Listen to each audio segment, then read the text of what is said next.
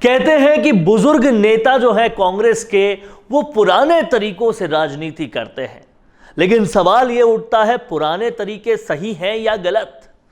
एक बार फिर से एक पुराना तरीका अपनाया गया है, लेकिन अंदाज नया है। तरीका है बांटो और राज करो का, लेकिन इस बार देश नहीं बटा है, राजस्थान राज्य के जिले बट गए हैं। सवाल ये उठता है जिले बंटने में क्या दिक्कत है, जिले बंटने में क्या प्रॉब्लम है। जिले बंटना तो बहुत लोगों की मांग थी, मांगों को ही तो पूरा किया है, दिक्कत क्या है, जिले बंटने से होगा क्या। शायद किसी को वोट थोड़े ज्यादा मिल जाएंगे, लेकिन आखिर नुकसान क्या है और कितना बड़ा है, ये आपके सामने रखा ही नहीं जा रहा। इस पूरे वीडियो में हम आपको ये बताएंगे कि राजस्थान राज्य को अगर जो कि कर दिया गया है, 33 जिलों से 50 जिलों का बनाया गया है, उससे राजस्थान की जनता को, आपको, मुझको, हमको क्या नुकसान है, इसको समझने वाली बात है। ध्यान से समझिएगा, पूरे वीडियो को ध्यान से देखिएगा। ऐसे विश्लेषण देखने के लिए राजस्थान संवाद को सब्सक्राइब कीजिएगा, बेल आइकन भी दबाइएगा। पूरा डिटेल में हम आपको यह समझाने वाले हैं कि जिलों के बंटने से राजस्थान को क्या नुकसान है। ध्यान से समझिएगा।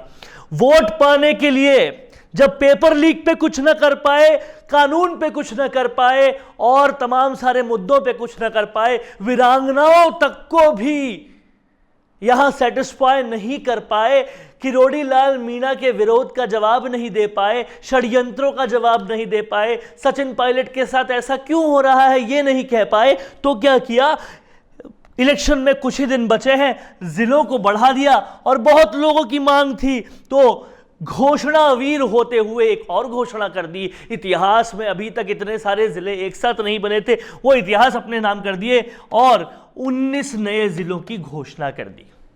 अब ये तो थी वो बात जो आप चीख चीख के कल से सुनते जा रहे हैं। अब इस बात के पीछे वो क्या बात है जो आपसे छुपाई जा रही है, इस बात को समझिएगा।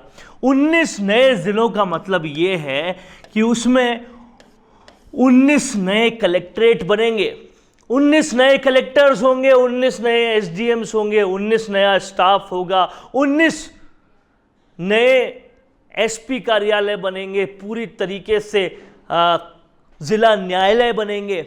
यानी कि तकरीबन कितना बड़ा खर्चा होगा ये सोचिएगा। एक अनुमान के हिसाब से एक जिले को बनाने के लिए तकरीबन 100 करोड़ से ऊपर का यहां पर व्यय होगा और यह आंकड़ा बहुत ऊपर भी जा सकता है। यह एक सिर्फ अनुमान है।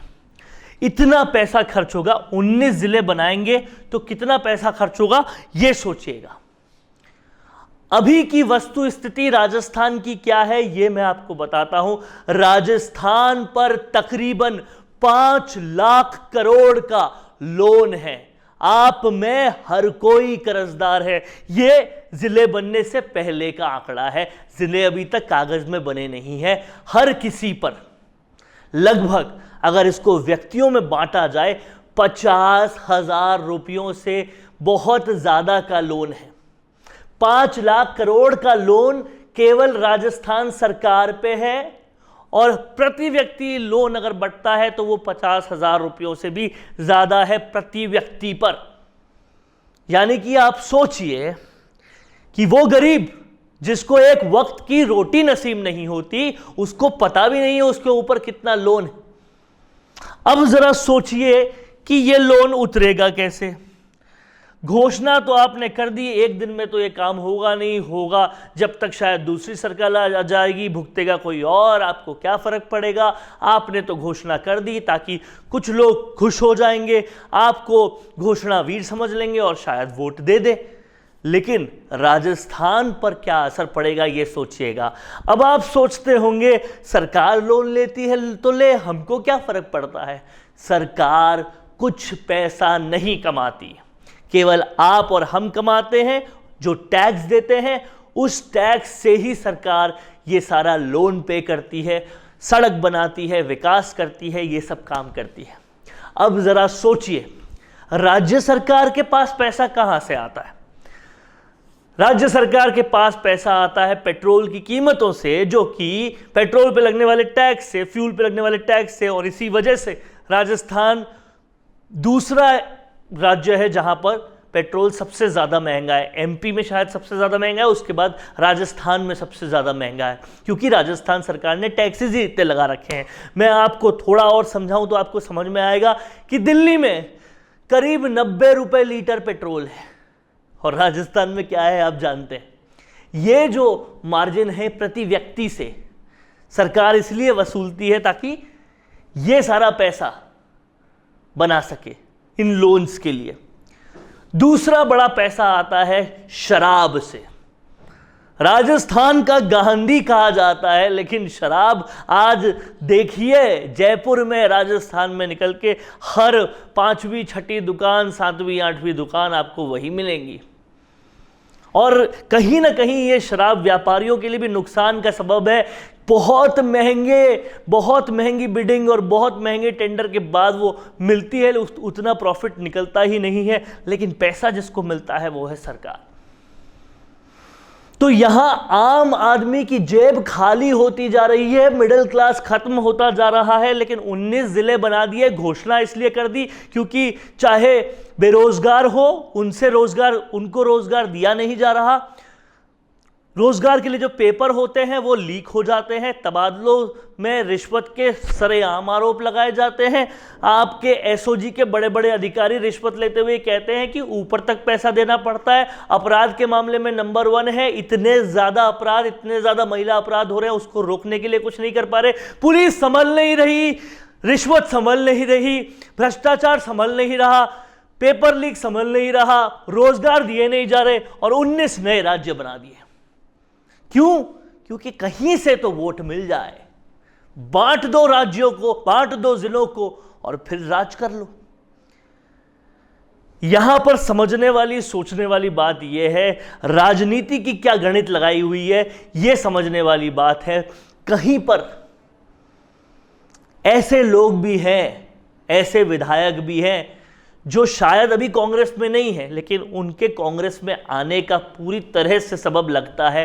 कहीं पर ऐसे लोग हैं जो पूरी तरह से मुख्यमंत्री गहलोत के डिवोटीज हैं। उन सब को खुश किया गया है और ये जिले बनाकर कहीं ना कहीं कैसे जो गिरती हुई स्थिति थी आंकड़ों की कि आने वाले चुनाव में इतनी कम सीटें आएंगी, उस स्थिति को सॉल्व किया जाए, उसके लिए पूरे राजस्थान को ताक पर रख दिया है। पूरे राजस्थान की अर्थव्यवस्था को ताक पर रख दिया है। बिजली कंपनियां हमारी पहले से लॉस में चल रही है, बहुत भीषण लॉस में चल रही है। बिजली सब जगह पहुंच नहीं रही, 3000 से ज्यादा स्कूलों में खंभे ही नहीं है। उसके बावजूद आप बिजली फ्री किए जा रहे हो। यही नहीं, आपके पास पैसों की इतनी किल्लत, इतनी कमी है कि कई मुद्दों पर आपने बोल दिया है पैसा नहीं है। पैसा नहीं है तो ये 19 जिले बन कैसे रहे हैं? समझने वाली बात है और सोचने वाली बात है। आपने घोषणाएं इतने सारे रोजगार की भी कर दी, लेकिन पेपर लीक होने की वजह से, अदालतों में से मामले अटकने की वजह से, पेपर लेट होने की वजह से, रिवाइज पेपर नहीं होने की वजह से अभी तक भी वो रोजगार की सीटें भरी नहीं है। और यहां आपने 19 जिले और बनाकर खर्चे और बढ़ा लिए। हमारे माँ बाप, हमारे बड़े बुजुर्ग कहते हैं कि पैर उतने ही फैलाने चाहिए जितनी चादर हो, लेकिन राजस्थान की राजनीति ये कहती है कि भाड़ में गई चादर, भाड़ में गया पैर। वोट चाहिए तो भूल जा कौन अपना है कौन गैर, और खर्चा करते जा, करते जा, करते जा, करते जा। यही हो रहा है राजस्थान में। खर्चे तो देख लिए, उस जनता को नहीं देखा जिनमें आधे से ज्यादा पॉपुलेशन को, आधे से ज्यादा जनसंख्या को एक वक्त का खाना नहीं मिल पाता जनाब। और गांव दूर दराज में जाकर देखिए, कोई इंदिरा रसोई काम नहीं करती। आप घोषणाएं पे घोषणा किए जा रहे हैं और हालत ये है, कहां से एक एक जिले में जिला अस्पताल खोलेंगे, जिला न्यायालय खोलेंगे, जिला कलेक्ट्रेट खोलेंगे। एक जिले को बनाने में कितना खर्चा आता है, ये थोड़ा तो सोचते। ये घोषणा करने से पहले बहुत सारी घोषणाएं बजट में कर दी, फिर बजट के बाद जो स्पीच देते हैं उसमें कर दी, और फिर अब कर दी। एक बार फिर 3-3 बार आप घोषणाएं कर रहे हैं, लगातार घोषणाएं कर रहे हैं। सोचते हैं राजनीतिक पेच, राजनीतिक दाव यह है कि किरोड़ी लाल मीणा की बात लोग भूल जाएंगे घोषणा सुनकर, वीरांगनाओं की बात लोग भूल जाएंगे घोषणा सुनकर, पेपर लीक की बात लोग भूल जाएंगे घोषणा सुनकर, ये सारी बातें भूल जाएंगे लोग। लेकिन सोचने वाली बात यह है, जिसने पढ़ाई की थी, जिसका पेपर लीक हुआ था, जिसके परिवार ने कई सालों तक सोचा था सरकारी नौकरी लग जाएगा तो हमारी पीढ़ियां तर जाएगी, क्या वो भूल सकते हैं पेपर लीक का वाकया? वीरांगनाओं जिनके पति शहीद हो गए, उनके लोग, उनके आसपास के लोग भूल सकते हैं उनके साथ क्या हुआ था? वो महिला जिसके साथ अत्याचार हुआ, रेप हुआ, जिसको सुनवाई नहीं हुई, जिसकी मुखबधिर बालिका थी, जिसको रेप को घटना बता दिया गया, क्या वो भूल सकते हैं? आम जनता को भुलाने का राजनीतिक पेच अच्छा है, लेकिन सोशल मीडिया के जमाने में जहां पर हर बात खरी तौर पे समझाई दिखाई जाती है, इतिहास भी रिपीट हो जाता है, जनता को कुछ नहीं भुलाया जाता, सब याद रखा जाता है। अब वो पुराना दौर नहीं रहा जब भूल जाना या भुलाया जाना आसान होता था।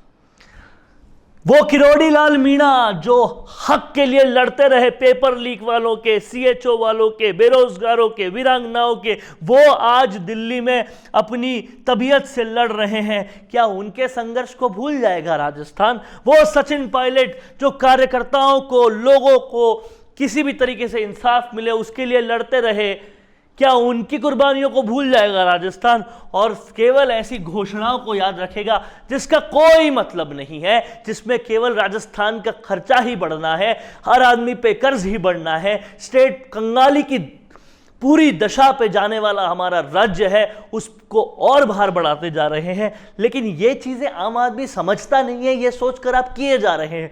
लेकिन मैं फिर से कहूंगा कि सोशल मीडिया के ज़माने में समझाने वाले भी हैं और विश्लेषण करने वाले भी हैं और समझने वाले भी हैं। ये वो दौर नहीं रहा जब ऊपर की बरख दिखाकर अंदर की मिठाई कड़वी हो या मीठी चलता था। अब ऐसा नहीं होता, अब सब कुछ ट्रांसपेरेंट रखना ज़रूरी होता है। तो दोस्तों, कैसा लगा आपको ये वीडियो, हमें कमेंट करके बताएं। अगर ये वीडियो अच्छा लगा है तो इसे ज़्यादा से ज़्यादा शेयर करें और पहुंचाएं उन लोगों तक जिन लोगों को सच्चाई जानना ज़रूरी है। नमस्कार।